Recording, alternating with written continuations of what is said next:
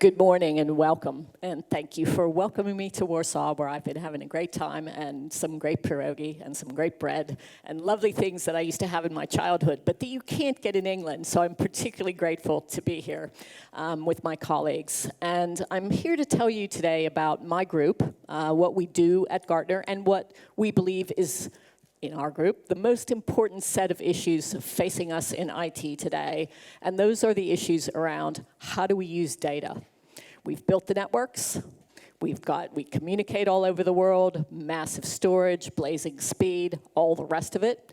Now we have to do something with all the data that we've created, and it's difficult, but you can see the advantages. Know your customers better, know your markets better, be able to predict with data models what may happen, what is likely to happen, and to be able to respond to it. So we're in the middle of a huge paradigm shift, and that paradigm shift is from technology to information. What does that mean for your average IT guy or gal? It means moving from being technology-centric to being data-centric in your vision. This is the object of the exercise. It always was. Connecting everything up and getting all the data, collecting it, allowing customers to interact with us. We have the infrastructure. That doesn't mean to say that technology won't move forward. The fact that this is called a cloud computing conference tells you that.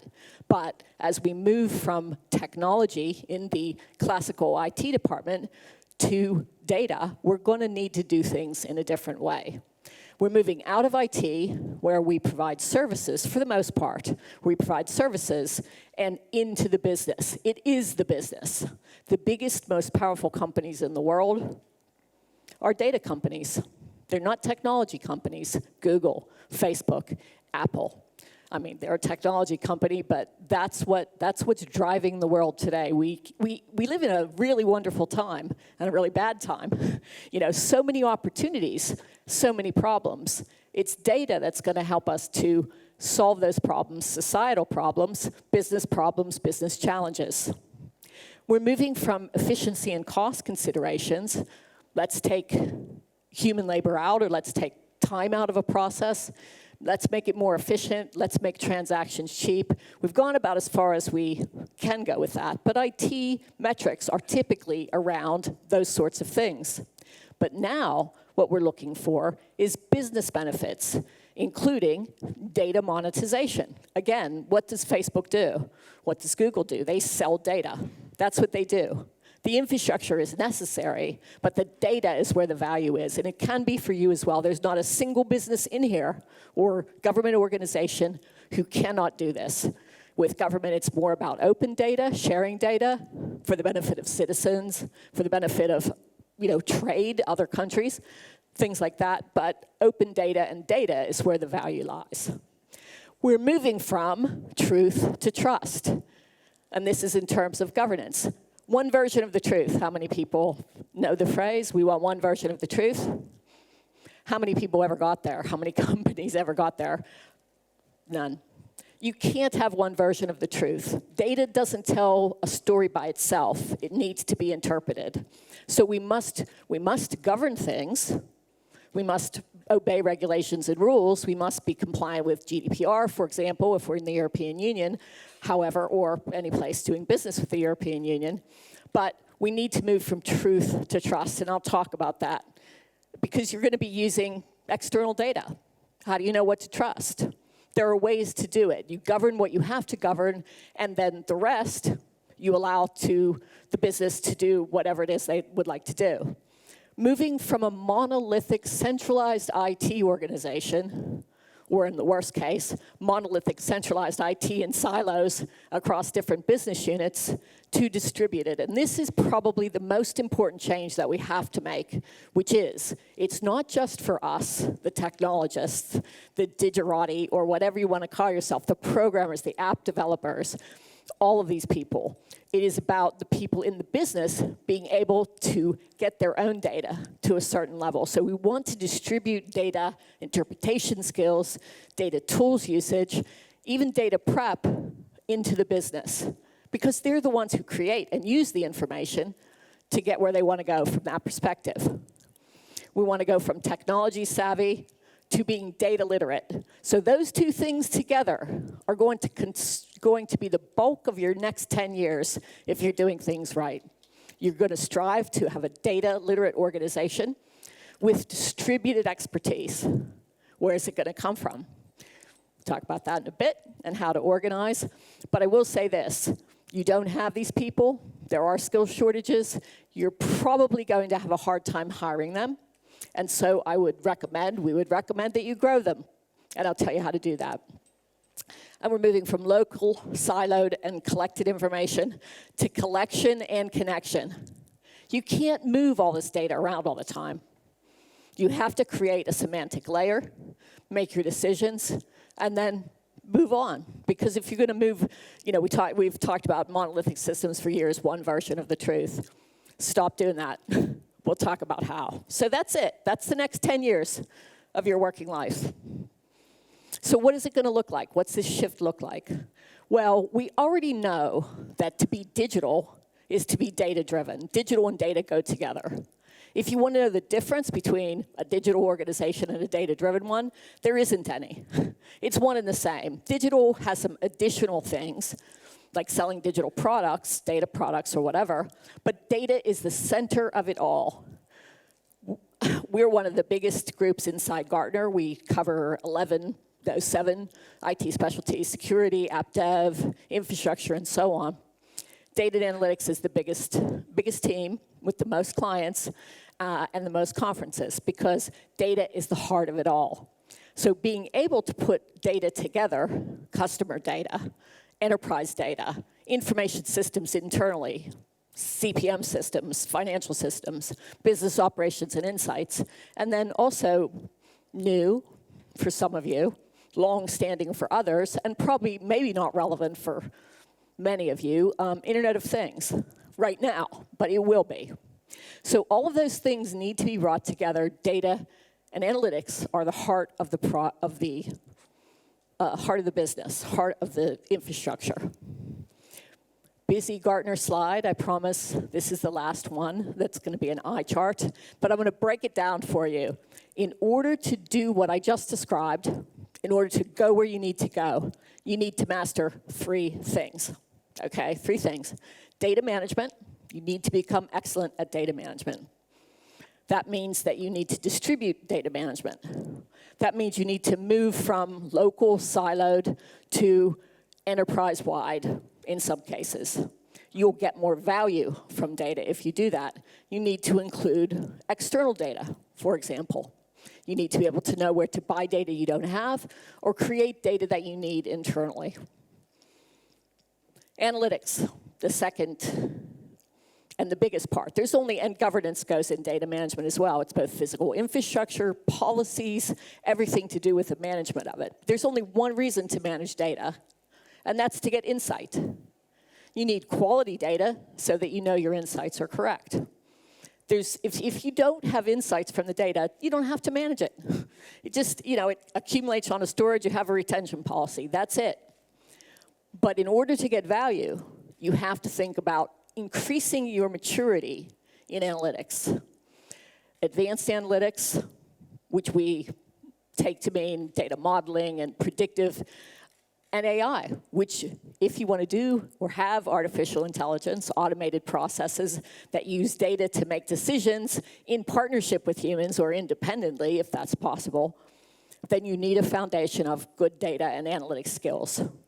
So we go from reporting, which you all do, because we have to real-time analysis, which many of you do because you're in businesses where real-time data matters, to prescriptive, or predictive rather, to know, for example, let's talk about eating. I was mentioning lovely restaurant last night, but all over the world, people are turning away from, people are becoming vegetarian, they're becoming vegan for health reasons, for save the planet reasons. If you're in the food business, any place in the supply chain, you want to be able to predict when that's going to hit, how that's going to hit, and how your projects have to change, or how your products have to change. You can do that with analytics, predictive analytics, and then prescriptive. This is best illustrated, I think, by IoT, where You have a machine, you know how the machine fails, you can predict the failure. People have been doing this for years, but being able, and then recommend a fix. That's what we can do. So moving from what we do now, reporting, which is always backward looking, and we have to do it because we need to know how much we sold, the government needs to know how much we pay in tax, we need to report to the business and make adjustments. That's just table stakes. And so is real time. These advanced analytics ideas, all the way up to AI, automated decision making, are what you need to focus on. And then the third vector is change. IT has always been about change. Massive, society-wide, we have to transform. And we have been having to transform, and people are tired, okay? How many reorgs have you had? How many reductions in forces? How many, changing the direction of the business? So we have to understand, as data and analytics professionals, how people react to change. That's part of your core competence, or you need to partner with someone who does, because we're changing how people do business. How many of you have a bunch of spreadsheet jockeys in your organization? You do. That's how people want to do, and they know it. That's their value to the company. They download the data, they manipulate it, usually to get the answer that they want, and then they report on it. That has to change. That's a micro example. However, what I will say is that's a threat as well. I got to learn something new. I can't manipulate the data the way I want to manipulate the data. And perhaps my value to the company, and I'm busy. How are you going to teach me all of these things? And so really, when you talk about creating a data literate organization, change is the most important vector. So what are the major trends? 5 major trends, and then 5 best practices. That's the rest of the presentation. So that's the setup. That's what's happening in the world. So here are your challenges. But first, a little data, because we love data. We use data to draw conclusions in what we're going to research.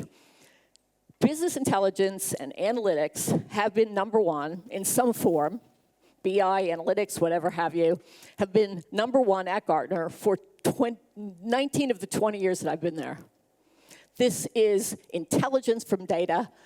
The investment that CIOs make, this is from our CEO Survey, goes up every year. 45%, that's their number one priority. If you add artificial intelligence and machine learning, which I do, because it's also a data exercise, you get a much higher number. So this is number one for CIOs and for IT departments as such. Analytics investment continues to increase, and people aren't stupid, right? They're investing their money where they're going to get value. So this is the most important thing, and has been for the last 20 years, and just gone up and up. Difference is, of course, now marketing is spending on data analytics. Finance is spending on data analytics. Everyone is doing these projects. But the question is why? This is kind of the toddler test, right? Why do you want more money from me to do this project?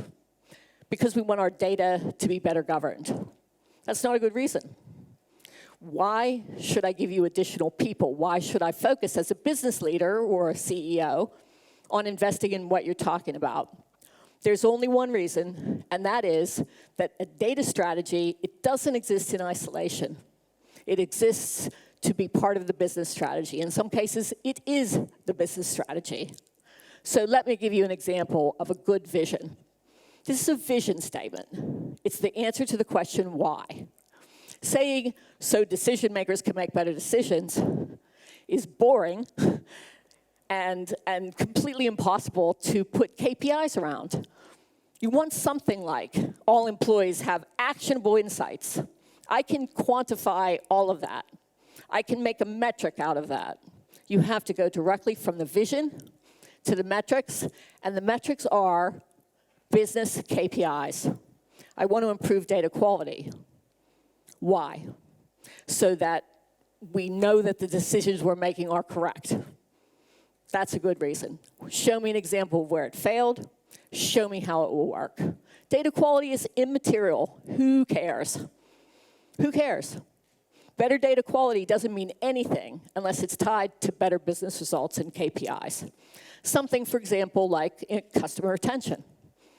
Tying a data and analytics strategy at the KPI level with a marketing person or a finance person, that's where your strategy should be pointing. That's your vision. It's also a dot on a horizon. Actionable insights. Who needs them? These guys, this department, those people. What do they need? They need to be able to do better diagnostics. Okay, we can work with that. So always the challenge is answer the question why, and the answer is always a business answer. Because you're going to be asking for funding, and you're going to be asking for money, and you're going to be asking for people to give up their time to join you in your data analytics journey, to move from the I, for the T to the I. Think about disrupting business models, right? Every analytics conversation is ultimately a business conversation. How do we catch the competition? They have a completely digital way of dealing with customers. What does that get us? Okay, so securing resources and funding, initiatives that support specific business outcomes. That's a challenge and has historically been a challenge. I've been saying this for many years, we have at Gartner, but I still get people with 50-page data analytics strategies that talk about data modeling and data quality and governance, and what's the business reason? So you can make better decisions. If I were a business person listening to that, I'd say, yeah, of course, tell me how. So this is how. It's a challenge. You have to tie it in with what's important to the person that you're trying to sell it to. Scope.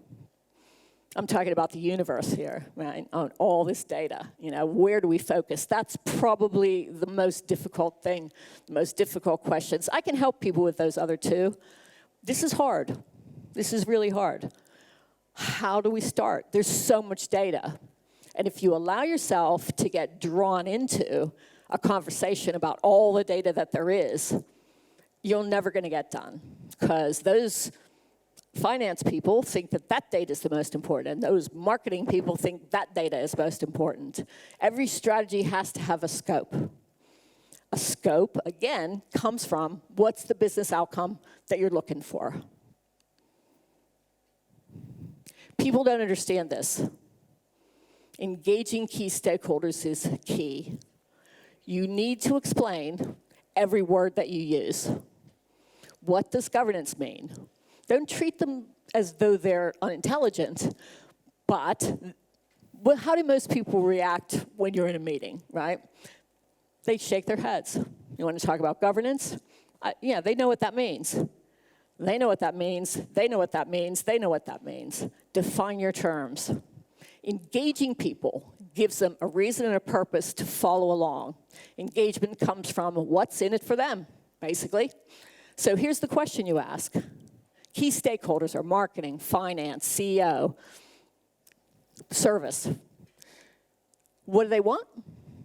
Same as all of us. They want to do well in their jobs. They have KPIs. That's how to engage them. How can you help them meet their KPIs, advance their career, get their bonuses, and do what they have to do for the company? Government is the same. People have career paths. They have things they have to accomplish. That's what you're there to do. What's in it for the key stakeholders? Very important and really easy when you ask, right? I mean, people will give you all kinds of flannel, but honestly, if you just say, hey, what do you have to deliver this year? I'll always ask that question when I'm dealing with Gartner clients. How do I help you be successful? Because of course we care about the organizations, but we care a lot more, or well, let's say we care also about our own careers. We see that as one and the same. So data analytics strategies are becoming more external and bringing other people in, external data sources and so on. All of this needs to be discussed and business priorities set. And here's the biggest one. Our organizational models are failing.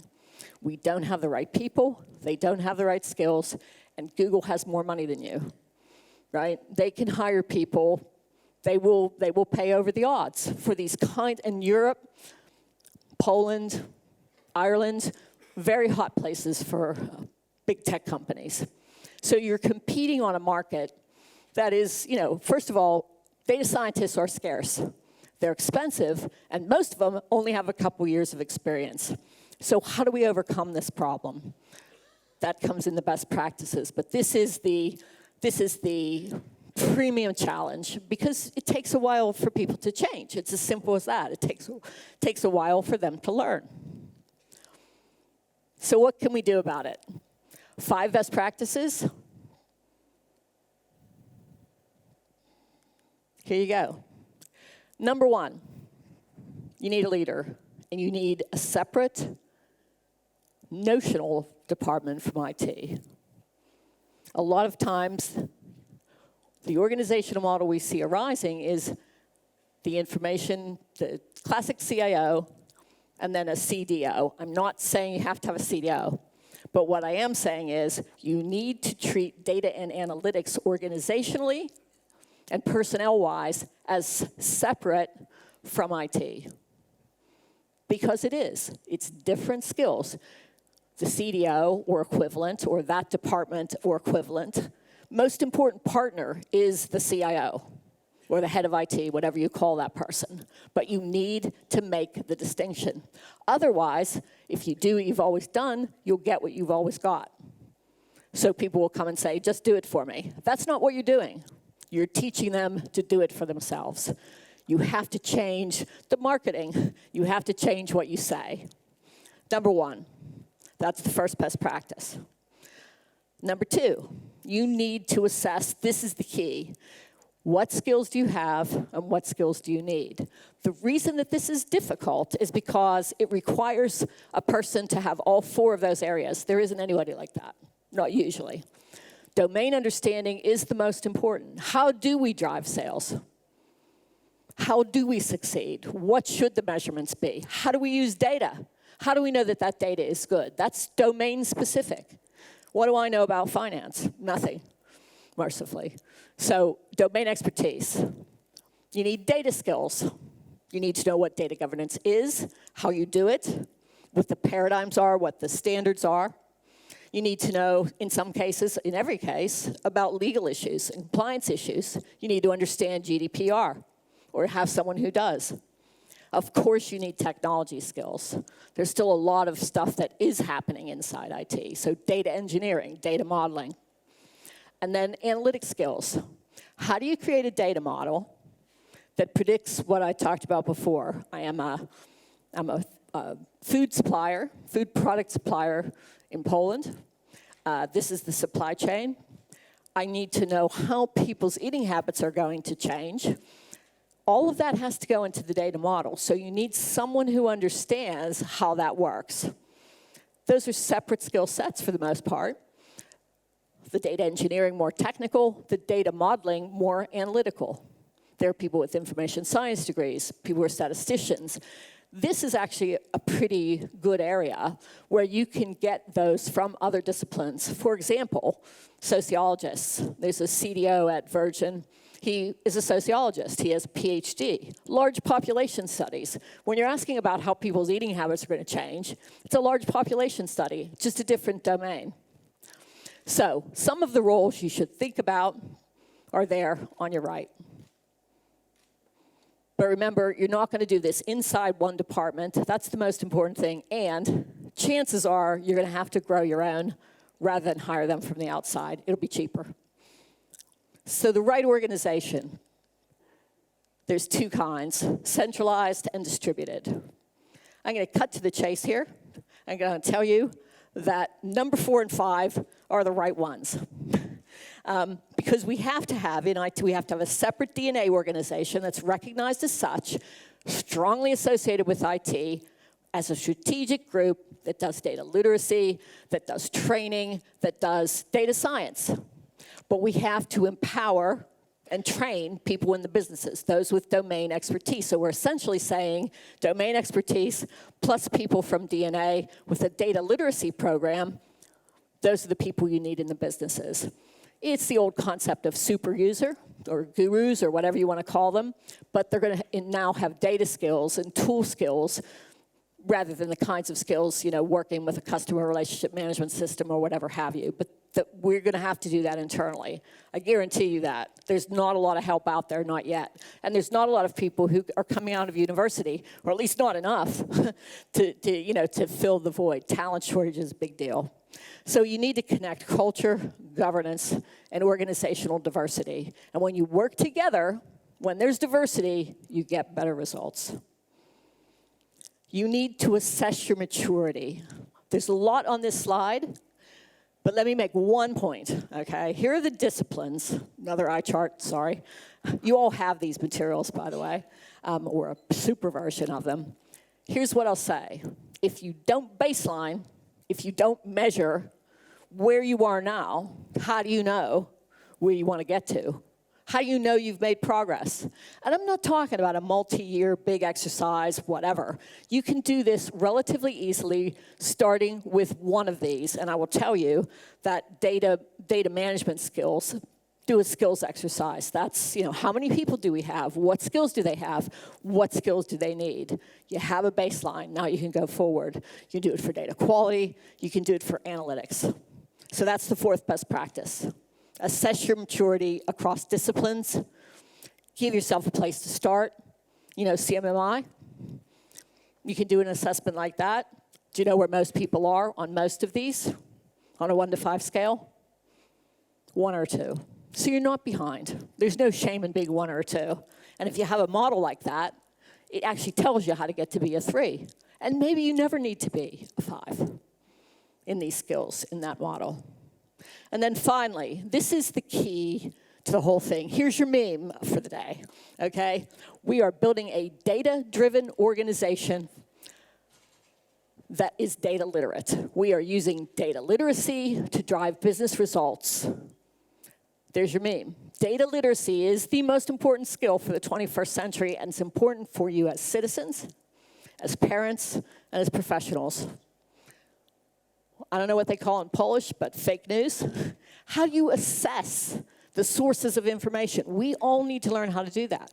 How do you decide as a business how you're going to treat your customers' data within the bounds of the law? First, you need to know the law, and then you need to know the ethics, and you need to have these discussions. That's data literacy. So finally, we've added something to our old people, process, and technology thank you, people, process, and technology paradigm, which is data. And it's a separate skill set. We've defined data literacy, the ability to read. What's an average mean? People don't know. Mean, median, and average. I mean, there's some basic stuff here. And write, assess. What kind of chart do I use to present these results? It's a thing that people need to learn how to do. And informally, do you speak data? Can you tell the good from the bad? Can you do the assessments? We need to start talking about this. And are you willing? Are you willing to change? And remember, knowledge is power. It always has been, and it always will be. So there's going to be some resistance to sharing this knowledge, to sharing this power. That's just something we're going to face. So data literacy is the 5th best practice. As a data-driven organization, Gartner very much appreciates your feedback. So before I do this, I'm going to ask you to, if there is a form to fill out, please rate this presentation. Let me just point out that 1 is low and 5 is high. Just don't make the mistake my brother-in-law once made and gave me a 1 on a call, awkward. But he thought that was the best score. So please do rate this, because we use that data to make our stuff better. That's how we do it. Identify your leader. 5 best practices. Identify a leader. You. How about you? You can be the leader of this. You can have a whole second career if you haven't done data before. Assess your capabilities, because unless you know where you're starting, you can't tell how far you've progressed. Adopt the right organizational model, which is a center of excellence with skills in the business, every line of business, every domain. Get a baseline on your disciplines, get a baseline on your capabilities, and become a data-driven, data-literate organization. Data is going to solve our problems, help us meet our challenges, and tell us more about the world that we live in, which I think is a great thing. Thank you very much.